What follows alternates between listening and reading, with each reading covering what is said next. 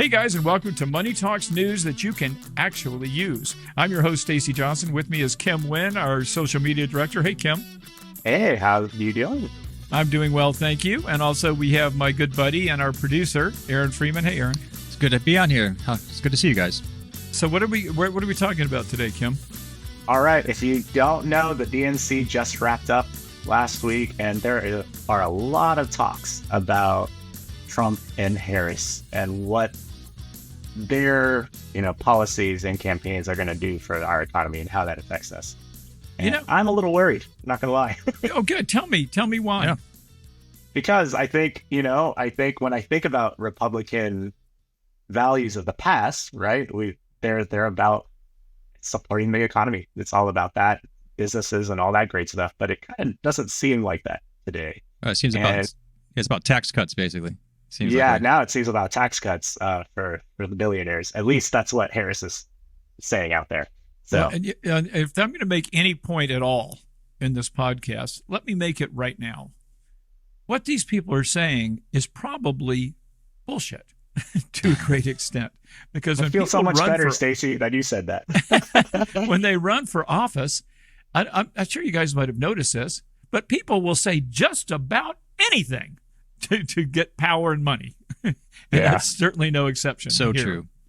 Yeah. So I don't believe a lot of what they're saying. I think there is, and we can make some distinctions between the two. But I think in general, the most important thing to remember is a lot of stuff they're saying may not actually happen. And remember, too, something else just as important. If you don't have the Senate and the House, it don't matter whether you're president or not. But you can't. But this time, the entire House is up for re-election. Yeah. So we don't know which way that's going to swing either. Yeah, and the president can obviously do things unilaterally, some things, but in terms of legislation that matters, you've got to have not only just the Senate, but 60 votes in the Senate, and you've got the majority of the House. So if you don't have all three, the White House, the Senate, and the House, you're likely not going to change a whole bunch. And guess what? Stock market loves that too. Yeah, that's true. They like everybody not being able to make a move. So anyway. But what have you guys heard? I know I've read probably more about this than you guys. I know this because you told me. But what have you heard about, let's say, Trump? What would he do to the economy? Or for the economy? I feel like he hasn't said anything. I mean, he's more focused on attacking his opponent, it seems, and less about the policy stuff. But I mean, he has spoken about being, for the people. It's talked about, strengthening the border because, immigrants are taking those jobs, and telling us that the job market or the, jobs and unemployment is at, all-time high right now. All of those things that seem to affect the economy. Okay. Well, right in front of me, right in front of me right now, I got Fox Business up and they got a little scoreboard up, and they said, Trump's spending plan could increase the national deficit by $4.1 trillion over the next decade, according to his proposal. And they've got his plan would shrink the GDP by 0.4% by 2034. They've got that. What's here? It looks like he really wants to just put the Tax Cut and Jobs Act, make it permanent. Yes. These are all things he's talked about. Yeah. And this is what drives me crazy, frankly, about the media. And I guess we're a member of the media, but they're acting like this is what's going to happen if he's elected, right? But what some of the things he said is that he wants to put 10, maybe 20% tariffs on everything imported into the United States. Right. Well, do you think that might be inflationary? Because when you put tariffs on things, all that means is, okay, perfect example. If you're China trying to sell electric cars in the United States, there's a 100% tariff. That means it's double the price. Right. And so putting a 10 or 20% tariff on things that we're importing means that those things are going to either the company is going to eat it, the company who's sending the stuff is going to eat that 10 or 20% tariff, or they're going to raise the price 10 or 20% so they make the same money.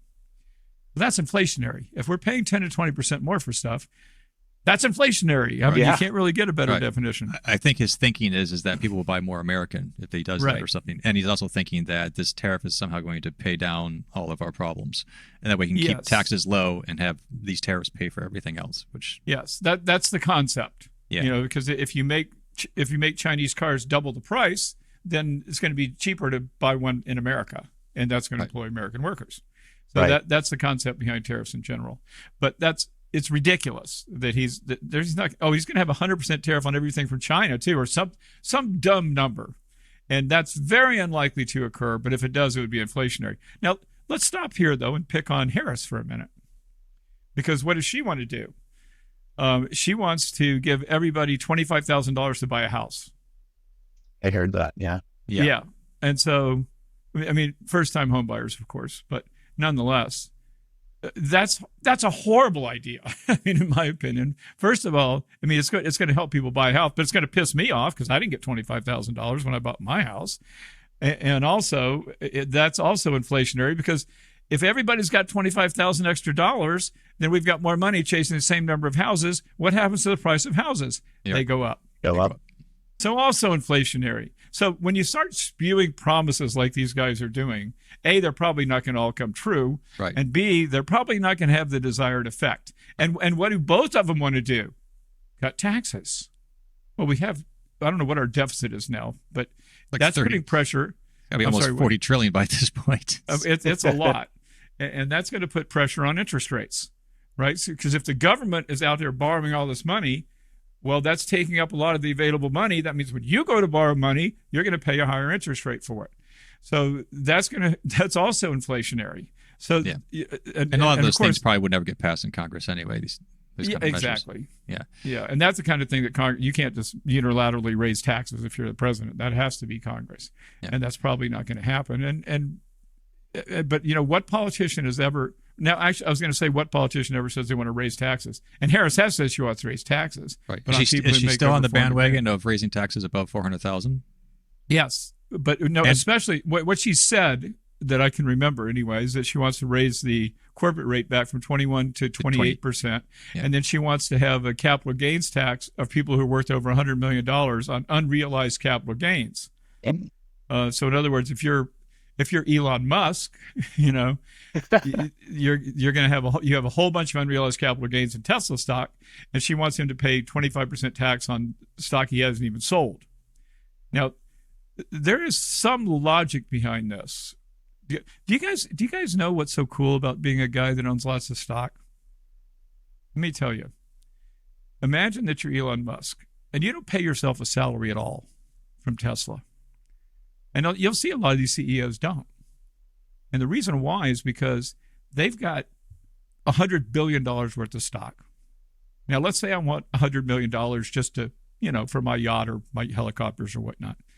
I'll just borrow against my stock. Now, a normal person would say, why would you pay interest when you're so rich?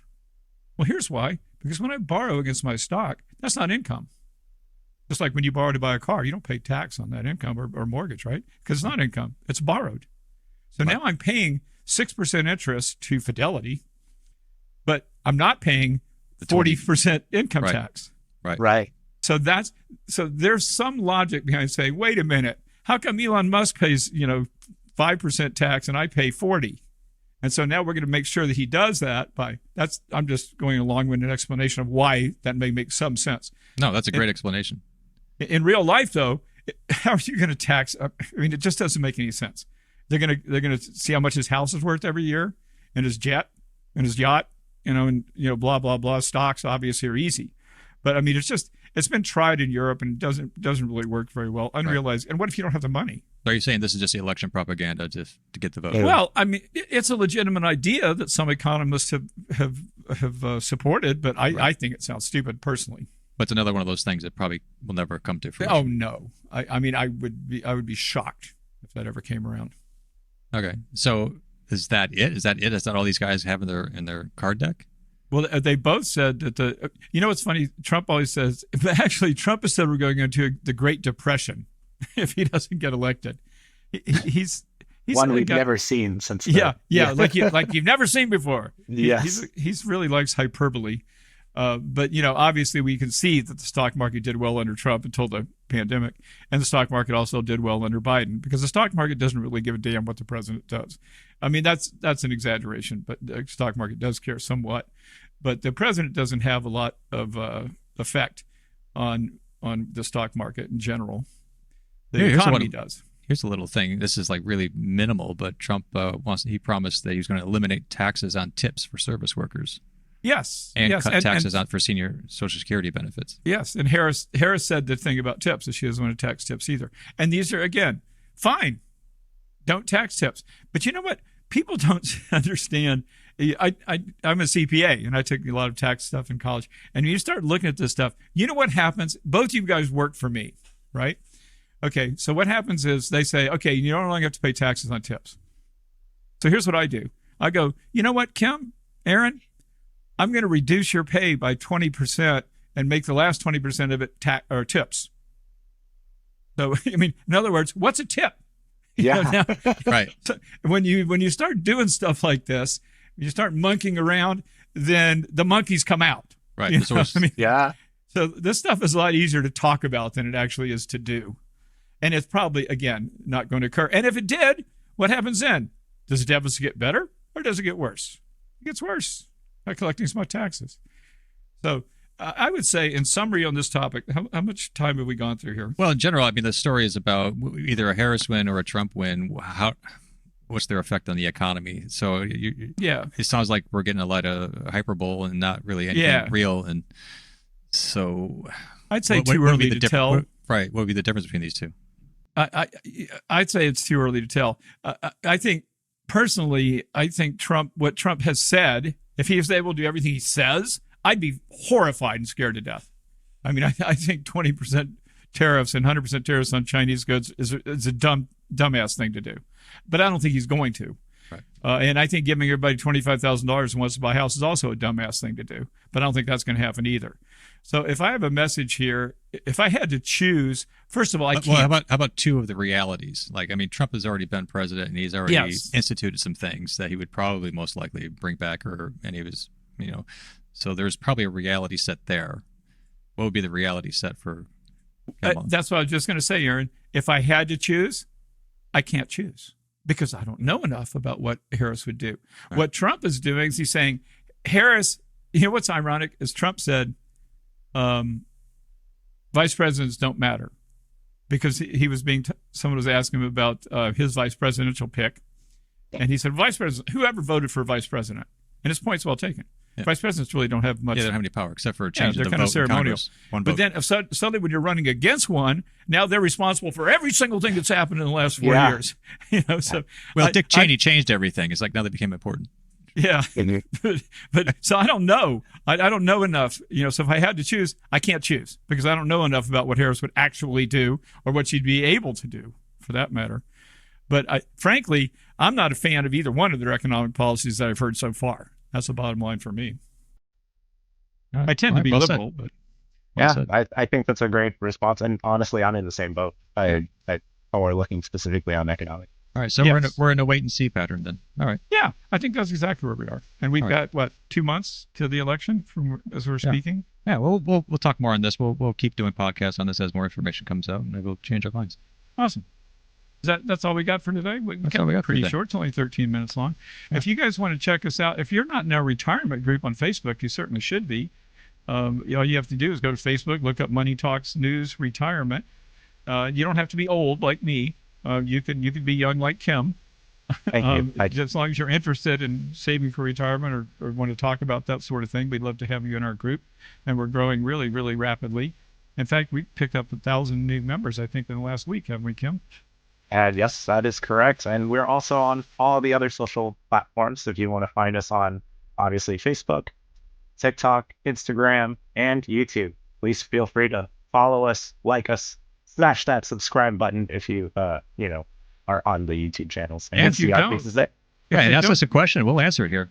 You can just say hello at moneytalksnews.com, or you can ask us a question wherever you're watching this, and we'll try to answer it for you if we can. And remember, if you don't recommend this podcast to your friends, your family, and don't like us, then we will come to your house and we'll ask you why. Yeah. Right, Kim? It's a threat. I know it. I like it. Hey, you guys, it was great being with you. We'll see you right here next time. Bye, Kim. Bye, Aaron. Bye, guys. See you, Stacy. Bye, Aaron.